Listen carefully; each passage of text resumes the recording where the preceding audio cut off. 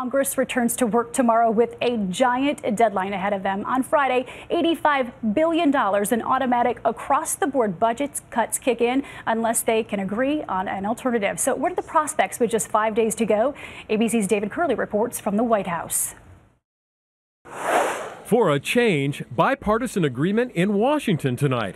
But it's acknowledgement that those automatic cuts, which just about everyone hates, will probably start Friday. Unless the Republicans are willing to compromise and do a balanced approach, I think it will kick in. It will kick in. You're not going to see $85 billion all of a sudden shrink from the federal government. If you listen to the president, thousands of teachers and educators will be laid off. It sounds like a disaster movie. Childcare canceled for tens of thousands of kids, long airport security lines, flight delays with a shortage of controllers, and military cuts that will leave us second rate, according to the defense secretary. But those cuts, 5 to 7% for most government departments, will be phased in over the next 7 months.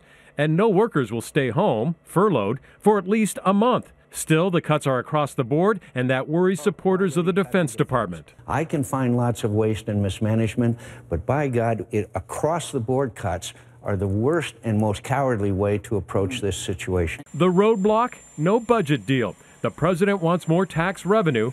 Republicans say no. They've already raised taxes on the rich. Senate Democrats say they do plan to bring up something this week to try and avert these automatic cuts, but it's unlikely that that could pass in the Republican House. So, managing and governing through crisis continues, Paula.